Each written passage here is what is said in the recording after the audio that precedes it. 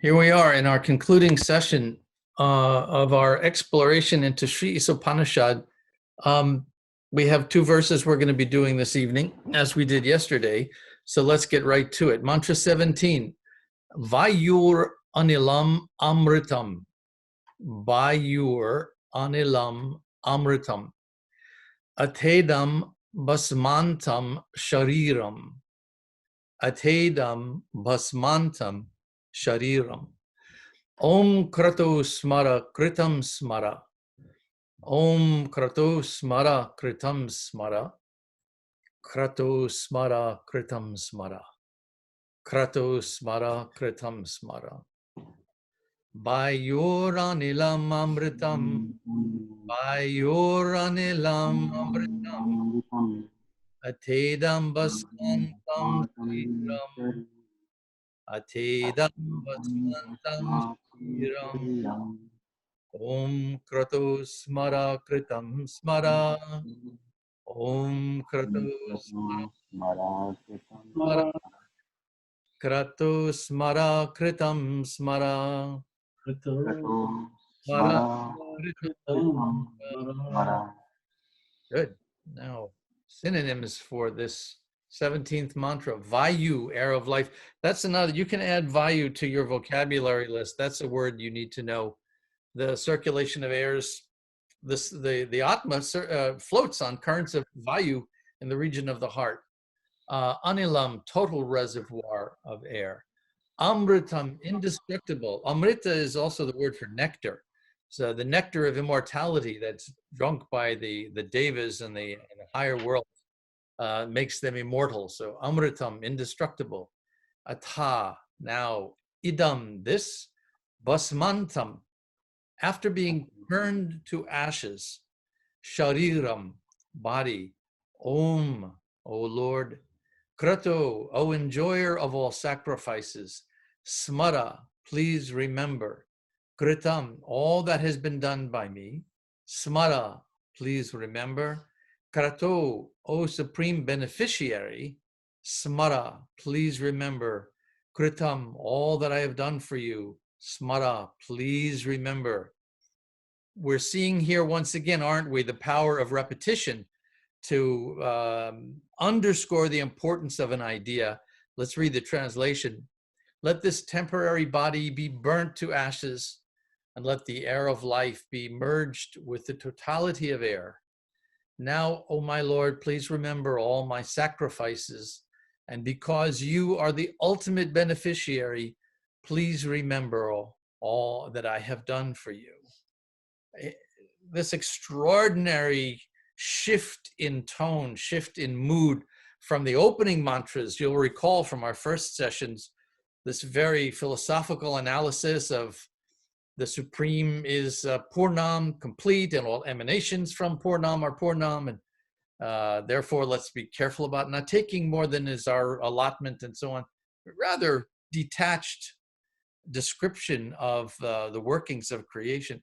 And now all of a sudden, we're at the end of these 18 mantras, and the speaker has had this breakthrough of some kind where the address now is directly to God. And my personal impression here from these words, let this temporary body be burnt to ashes. Well, when does that happen? That happens at the end of life. Cremation is anticipated when one is at the brink of death. And let the air of life be merged with the totality of air. Please remember all my sacrifices. I've spent my life trying to know you. Please remember what I've done for you.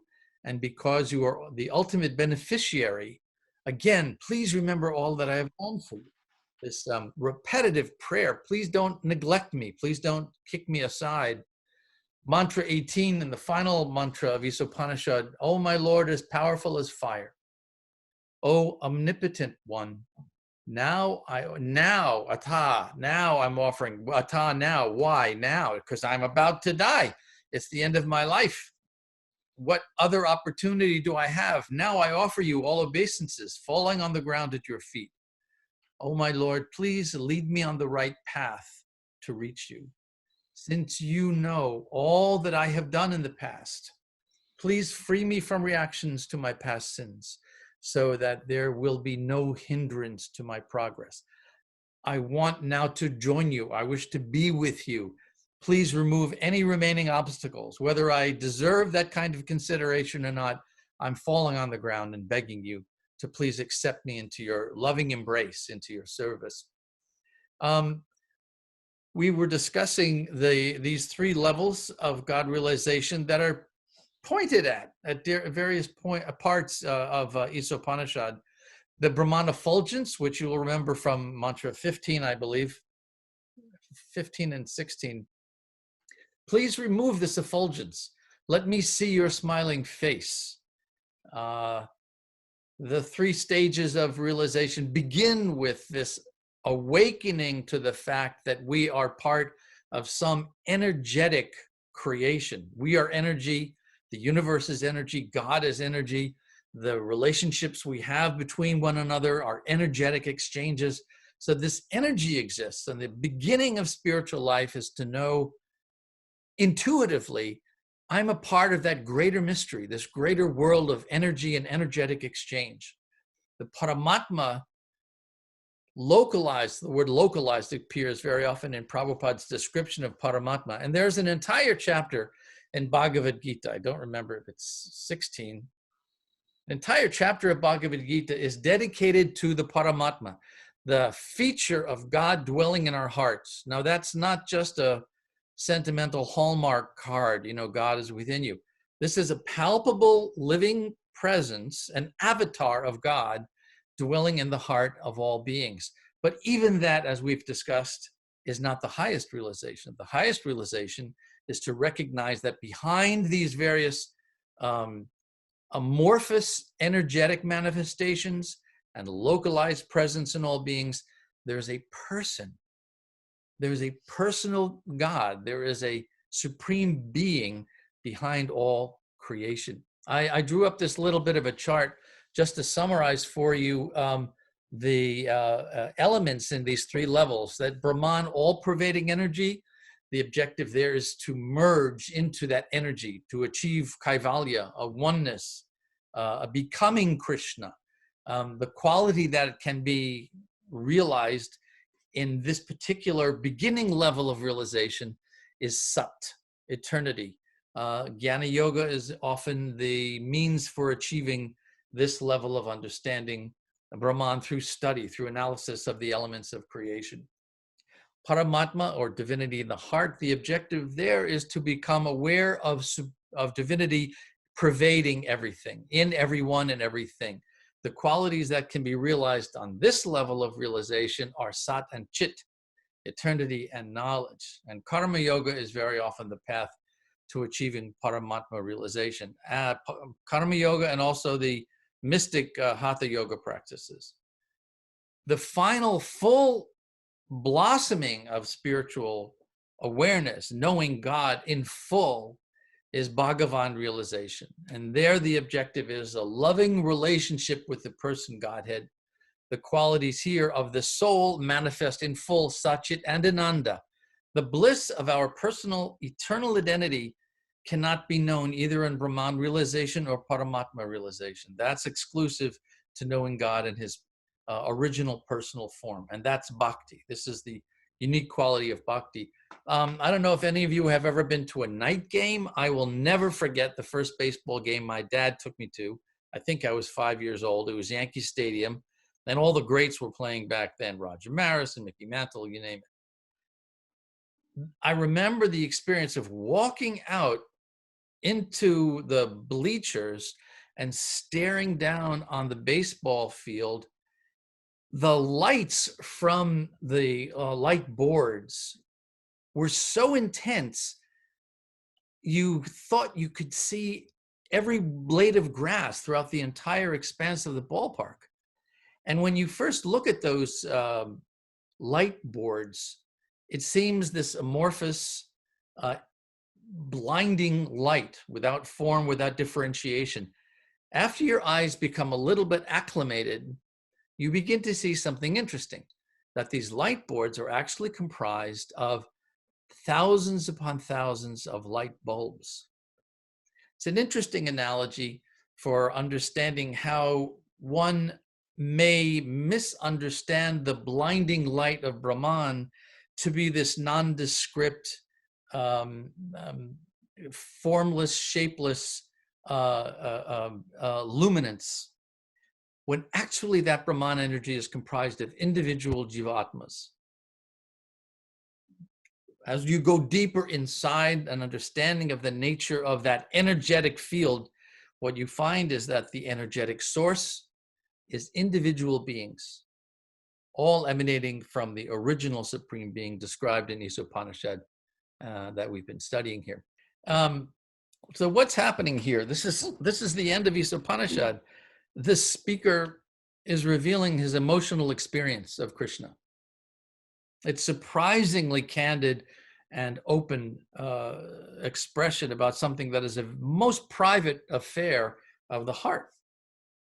And this is unique to bhakti, this detailed analysis, this personal expression of unfolding emotion in love of God, that is unique to bhakti. Why is it unique to bhakti? Because only bhakti, devotional yoga, acknowledges the personhood of God and of all souls.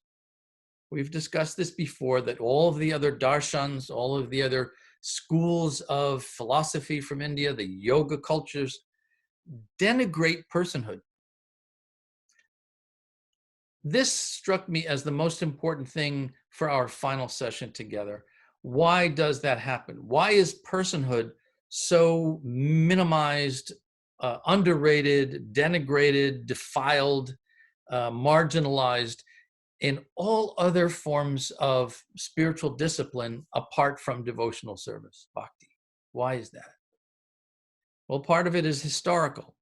And we discussed that, I think, about 10 days back, that the reaction by European intellectuals coming into India and seeing the indigenous people of India worshiping deities was, this is horrible. This is the most offensive thing possible.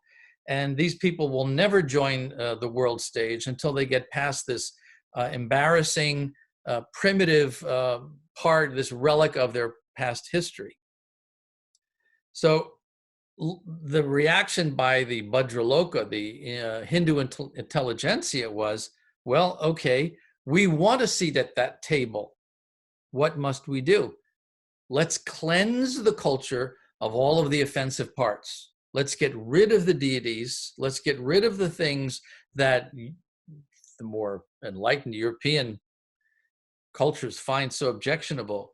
So part of it was historical. Another reason why personhood has been denigrated in so many other darshans or visions of India is philosophical. The notion of differentiation, things that cause conflict, that's Maya, that's an illusion. When we come to the fullness of our realization, we'll see that we are all one. There is no reason for conflict, and therefore no reason for differentiation either. As long as we remain separate, we will always fight. Our interests will be different. So the highest goal must be one where that personal differentiation is removed altogether. Another reason why personhood has been played down is political. I mean, after all, look at the history of the world. All grief, all pain, all suffering has come from being a person, from being an individual, being a target. If you're a person, if you have that unique distinction of being an individual, that means you come from some particular culture. And that makes you the object of exploitation, slavery, abuse, of wars, all stemming from one group of persons seeking to dominate another group of persons. So remove the personhood and you remove the source of conflict. In my half century of practicing bhakti, I find that there's an even deeper reason than these political, social, theological objections. And that's a psychological objection to personhood. If I see being a person, and this isn't necessarily something that we consciously tell ourselves, if I can stop being a person then no one will ever be able to break my heart again. And these final verses throw down the gauntlet to that emotional cowardice. They say, in effect, the speaker of Isopanishad is saying, in effect, reject the material ego, reject the material identification, the mistaken idea that the physical self is what needs to be protected, but don't reject your eternal constitutional personhood. Reject the personhood that's mistakenly based on physical, temporal, vulnerable form. I mean, what is racial prejudice if not an arbitrary decision that these bodies, this group of bodies here, are superior to those bodies over there, either by virtue of blood, ethnic origin, whatever? What is sexual abuse? Often a product of one's own self-loathing. If you were abused, if your body was abused, let's say earlier in life, you may abuse someone else's body, and it's called in psychology transference, and transference of that shame and humiliation. What are poverty, hunger, homelessness, if not an imbalance in the distribution of life's necessities based on policies that say this group of bodies is more entitled than that group of bodies to life's necessities? And interestingly, what is a pandemic if not the consequence of species bias? These animal bodies are inferior. They deserve to be imprisoned in pens and slaughtered to feed my human body community.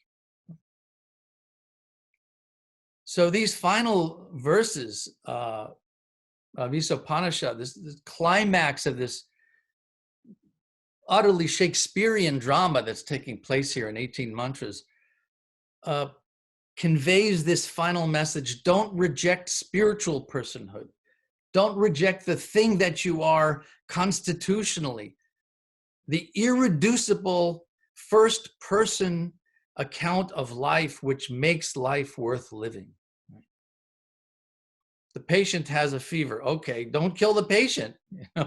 Bring the fever down so the patient can again enjoy the fullness of life. Right? Embodied life is problematic. Well, don't erase personhood.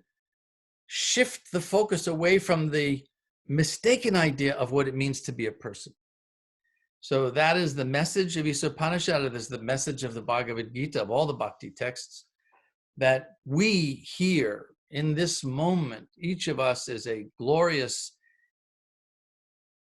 complete, beautiful spark of God, and that the fulfillment of our heart's desire comes by reawakening that knowledge of ourselves and Krishna as beings with this elegant, majestic, poetic opportunity to revive an eternal love between them. That's why I love Isopanishad. I can't think of a more succinct way of bringing the reader from a very elementary beginning understanding of how the universe is operating, how the cosmos is working, to the deepest regions of the heart, which is where all spiritual practice ultimately leads. So we're going to open this up to your thoughts, questions, comments, ideas. But I must tell you what a privilege it has been over these last 2.5 weeks to spend every evening with you for, even though it's only a half hour, it's been such a joy for me. Your questions and comments and your feedback mean the world to me. So thank you, thank you, thank you. Thank you very much, Yogeshwara Prabhu. Yeah. Within last those couple of weeks, I have been with you. I understood about relationship more than, it was not a talk of religion. You never insisted on that, but it is a relationship. So from religion, I went straight to the relationship part of it, which is the essence I think I caught. Thank you. No, you're very welcome. And thank you. Yes, you've really beautifully summarized. It's about relationships. It's all about relationships. And in that sense, what could be more real and practical and crucial to every day of our life? How we conduct relationships is directly dependent on how we view the other.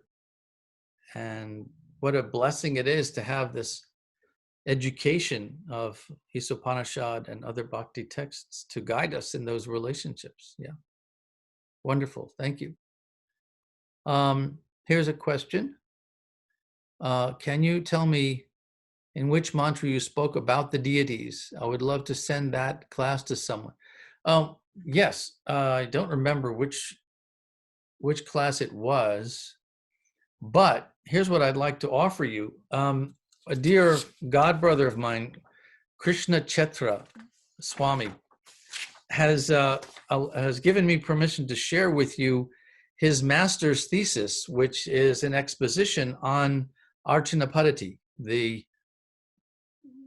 worship and adoration of the deity form in the temple. It's about 130 pages long. But if you would like a copy, please just send your email in the chat box, and we'll make sure that a PDF of that thesis gets to you. I also see that I've neglected to mention two other housekeeping matters. One is that tomorrow night at 6:30, Integral Yoga has invited me to give a class in honor of Yom HaShoah, which is Holocaust remembrance. And the topic of the program tomorrow, it's also a Zoom class, will be the lives of three mystics who were murdered by the Nazis, but about whom we have much information. And we'll be examining their life stories and how they processed the experience of the Holocaust differently than other victims who did not have the same kind of training.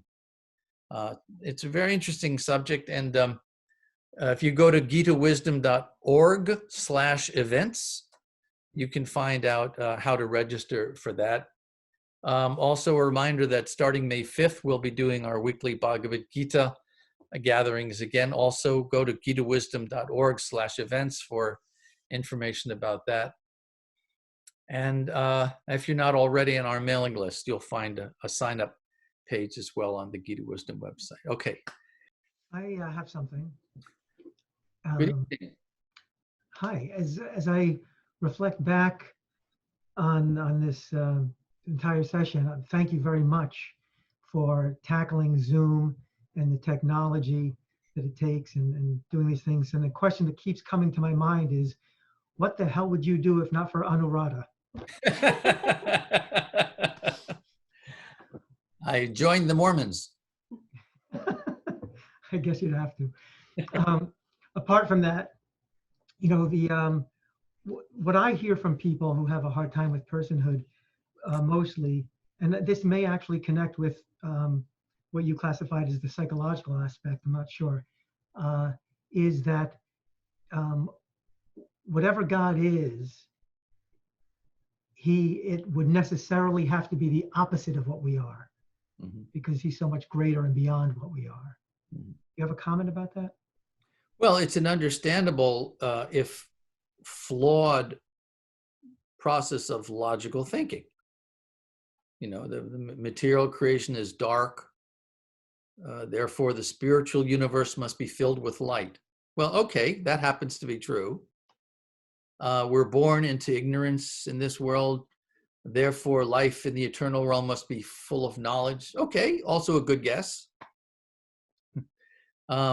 Everything here is characterized by birth and death. Nothing is permanent in the material world, so the eternal realm must be life everlasting. All right, also another good calculation there. But here comes the glitch. Everything in this world is differentiated. We see that there are conflicting interests. So therefore, the spiritual realm must be one of unity, of union, of oneness, where there is an absence of conflict. The word for the spiritual world in Sanskrit is Vaikunta, the place where there is no kunta, where there is no anxiety, no stress. So our thinking says that means no people. You know, it's like French. It would be great without the French. Get rid of the people and everything's going to be great. That doesn't work. That's where the limits of our logical thinking reach their limits. And it's why also we're urged to find a sangha and a teacher to present this information. You know, as I was reading Isopanishad with you all these last 2.5 weeks, it became so clear to me that without Prabhupada giving these lucid explanations of these verses from the realization of a lover of God, not just a scholar, but someone who's intimately connected with God through love, what would we possibly understand? You know, Om Purnam, the complete comes is complete, and what comes from the complete is also complete. And so, you know, complete the form and hand in the form. What would we understand of these verses? It takes someone who has had the realization of their meaning and their purpose to clarify, to simplify in a way that we can understand. So, yeah. One last thing, if I may. I heard you once say something that I'll never forget, but I don't remember it. So perhaps you can. It was beautiful. You talked about having such firm faith in Krishna, in God, but not because necessarily you have realization of God, but what you saw in Prabhupada. Do you know what to what I'm referring? Sure, it's that's where I come from. That's where I live. It's, you know, I don't know how I ever deserved the blessing of getting to spend time with a lover of God, with Prabhupada, and witnessing myself with my own eyes what it means to love God. It's not some abstract idea, you know, it's not some theoretical place. It's a palpable, moment by moment, full awareness that I was brought into being to love God, and through that love, to love all of God's creation, all God's creatures. And I saw that in him. I saw that in him. I don't know if I told you this story that we were on sitting and discussing in his quarters in London, a very place. And it was a very small building. So his room was on a floor. It was just his room and a bathroom. So in order to make space for his attendants, we put up a wall, you know, a composite board wall that kind of split the bathroom in half. So he could use the bathroom, and on the other side of this divider wall was where there was a bunk bed and a desk and so on. So we were in there talking, and we heard his voice saying, "Who's responsible here?" And we looked down at the end of the wall, and sure enough, peeking around the corner of the wall was Srila Prabhupada's face. And he was pointing to a little plant that had been left on the side of the sink by the window of his bathroom. And it was dried out. It was like, it desperately in need of water. So he turned on the faucet and he splashed water into the pot. And then he looked back at us and he says, "You have to take care." Now, here's someone, he's in the middle of translating the most erudite Sanskrit text in all of history. He's on a world mission, setting up an institution to bring Krishna to the entire planet. And he's got all of these things he's doing. And yet he looks at this little plant and that's what concerns him. Why hasn't anyone given this plant water? It's thirsty. I mean, that it's a small example, but that's what he was like all the time. He would see the smallest thing and he would see Krishna there. I know I've told you this story that we're on a morning walk in London, probably the same time, 72, 73. And I asked him, what does a pure devotee see when he looks at a tree? And Prabhupada said, well, a pure devotee, distancing himself, like not me, but a real devotee, doesn't just see a tree, he sees a living being, an eternal soul, who has taken up residence in a tree body through his karmic past. For whatever reason, he is now inhabiting this tree body.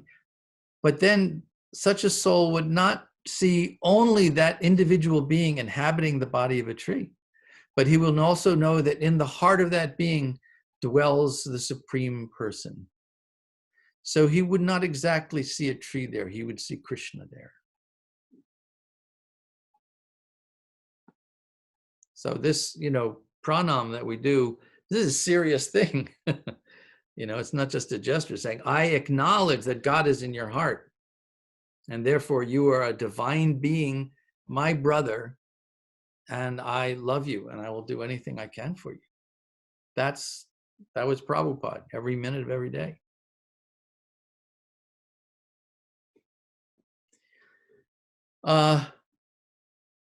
Well, we're a few minutes over, but that's okay.